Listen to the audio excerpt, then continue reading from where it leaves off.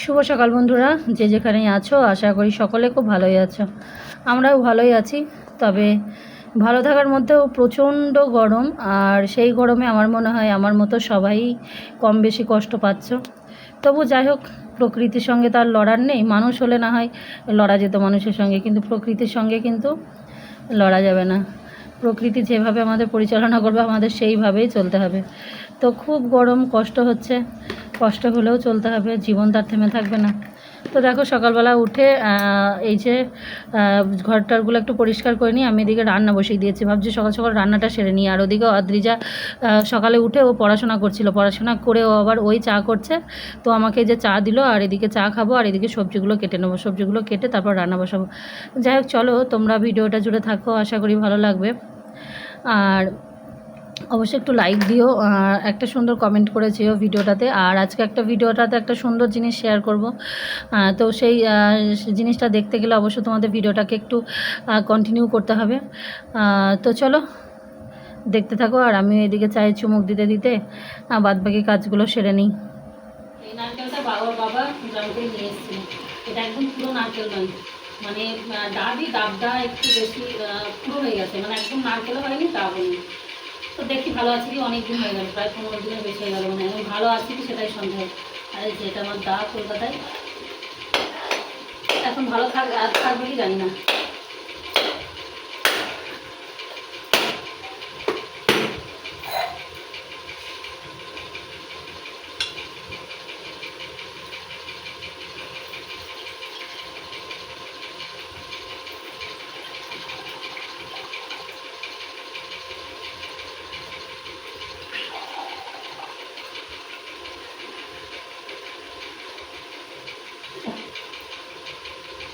জল তো অনেক আছে,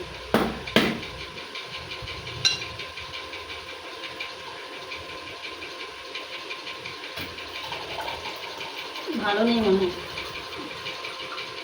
আচ্ছা, দা বাবা থাকে, যা নষ্ট হয়ে গেছে। এত কষ্ট করে নিয়ে এসছে, খাই খাই করে আর খাওয়া হয়নি গো। এইটা একটু ভালো আছে, এই দিকটা জলও খাওয়া যাবে না, অনেকটা জল ছিল, অনেক পরিমাণে। হ্যাঁ পুরো শ্বাস ছিল এটা। এখানে ভাত বসে গেছে, আর ভাতের মধ্যে আলু কুমড়ো সিদ্ধ দেওয়া আছে, আর এখানে হয়েছে কুমড়ো দিয়ে নারকেল দিয়ে তরকারি। এখানে ভাজা আছে, দুটো কালকের রুটি আছে, এটা আমি কুমড়ো তরকারি দিয়ে খাবো। তো ওখানেই রেখেছি, ওই জন্য একটু গরম করে নেবো, গরম করে খাবো। পটল ভাজা করছি।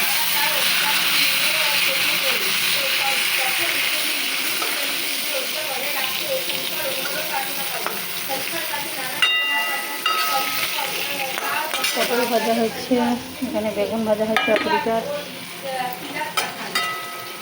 আর হবে ডাল, আলু পোস্ত করতে না, আলু কেটেছি পোস্ত করবো। এখানে যে আমার হচ্ছে,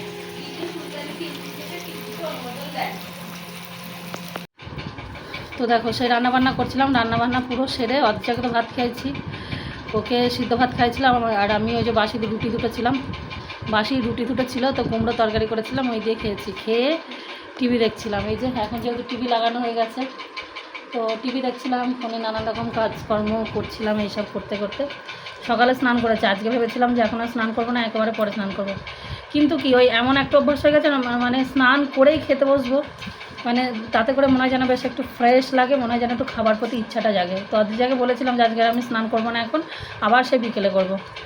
তো বাথরুমে গেলাম হাত মুখ ধুতে, তারপরে যা স্নান না করে খাবো, মানে সে কীরকম একটা লাগছে, মানে এটা একটা অভ্যাস হয়ে গেছে। তো আবারও ভালো করে ফ্রেশ করে আজকে মাথায় জল দিলাম না, আবার এখন স্নান টান করে আসলাম, এসে এখন খেতে বসবো। তো চলো এক ঝলক তোমাদেরকে দেখাই, কারণ পুরোটা তো দেখানো হয়নি কী কী রান্না করেছিলাম। এখন তোমাদেরকে একটু দেখাই, দেখিয়ে এখন আমরা টিভি দেখতে দেখতে খাই। আগে ফোন দেখতে দেখতে খেতাম, এখন আবার যেহেতু যে টিভি হয়ে গেছে, আর এখন যেহেতু নির্বাচন চলছে, চলছে বলতে এক দফা হলো, আরও হবে। তো এখন আমি তো খবরটাই দেখি বেশিরভাগ, অদ্রিজা কার্টুন। তো চলো এক ঝলক দেখাই।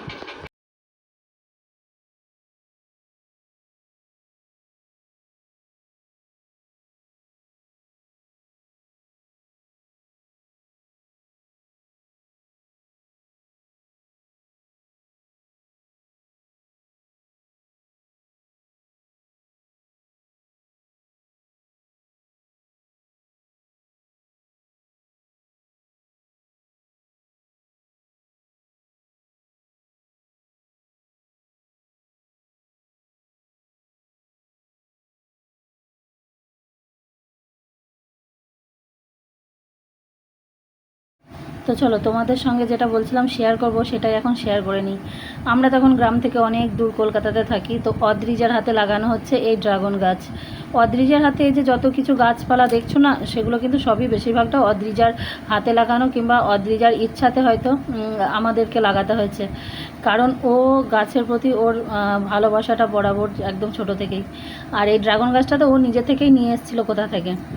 তো যাই হোক, এই ড্রাগন গাছটা এইবার কিন্তু অনেক ফুল দিয়েছে এই বছর। আমরা তো বাড়ি গিয়েই মানে একদম হতবাক হয়ে গেছিলাম। আর এই যে ফুল ফুটেছে, তো ড্রাগন গাছের ফুলে তো পরাগায়ন করতে হয়। পরাগায়ন করলে কি হয়, পরাগায়ন না করলেও যে সমস্যা সেটা নয়, মানে আমরা যতটুকু আর কি ভিডিও দেখে জানতে পেরেছি, পরাগায়ন না করলেও ফল দাঁড়াবে, কিন্তু কি ফলটার সাইজটা নাকি অতটা বড় হয় না।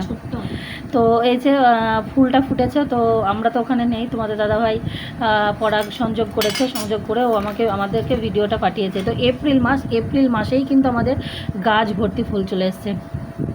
আর এই এপ্রিল মাসে এইরকম সুন্দর সুন্দর ফুল পেতে গেলে গাছটাকে একটু যত্ন করতে হয়, একটু খোলের জল দিতে হয়।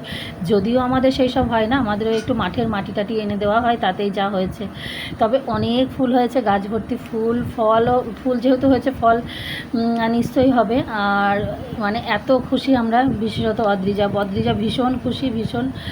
আর সত্যি কথা, এরকম ড্রাগন চাষ আমরা তো অনেকেই এখন ড্রাগন চাষটা কি খুব সহজ, কিন্তু ড্রাগন সত্যি কথাই খুব সহজ একটা দেখলাম যে বাড়ির ছাদে টবে সহজেই কিন্তু ড্রাগন গাছ লাগানো যায়।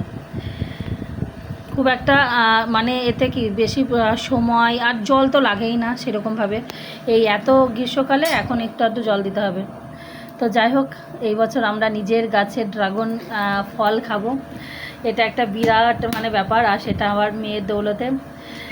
তো এই যে ফুলগুলো, ড্রাগন ফুল যে এত সুন্দর দেখতে হয় কি বলবো।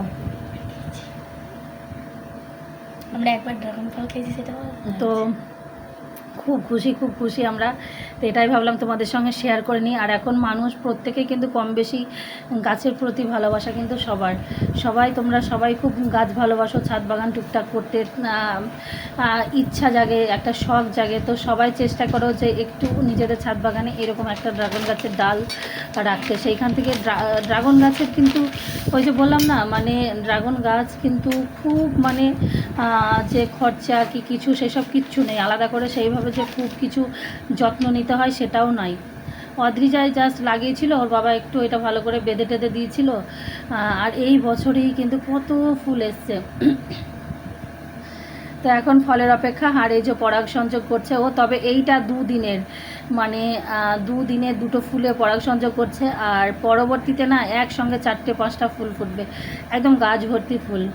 তো তোমাদের কীরকম লাগলো ভিডিওটা অবশ্যই কিন্তু একটু কমেন্ট করে জানিও। আমরা কিন্তু ভীষণ খুশি। আর এপ্রিল মাসেই কিন্তু গাছ ভর্তি ফুল আমাদের। ড্রাগন গাছ জানো যে বর্ষার দিকেই কিন্তু ড্রাগন ফলটা আসে গাছে, এই এপ্রিল মে এইরকম মাস থেকেই আসে, কিন্তু আমাদের এবছর খুব মানে অগ্রিম চলে এসছে গাছটা। যাই হোক, গ্রোথ এখনও ঠাকুরের কৃপায় ভালো আছে। কিন্তু ড্রাগন গাছের একটা সমস্যা হয় কি, প্রচুর পিঁপড়ে, এত পিঁপড়ে লাগে। তো এই পিঁপড়ের জন্য যে কি করা যায়, পিঁপড়ে থেকে কি করে যে ফুল ফল গাছটাকে রক্ষা করা যাবে, আমরা তো এই ফোনে ভিডিও দেখে চেষ্টা করছি অনেকভাবে। আর তোমরা একটু জানা থাকলে সাজেস্ট করো। তো চলো, ভিডিওটা এখানেই শেষ করলাম। সকলে ভালো থেকো, সুস্থ থেকো। আর কীরকম লাগলো কিন্তু অবশ্যই একটু কমেন্ট করে জানিও। আর তোমাদের কাদের ছাদ বাগানে এরকম একটু পুরো ড্রাগন গাছ আছে, অবশ্যই সেটা কমেন্ট করে জানিও। তো চলো, টাটা, সকলে খুব ভালো থেকো, সুস্থ থেকো। আবারও দেখা হবে নেক্সট ভিডিওর সাথে। শুভরাত্রি সবাই।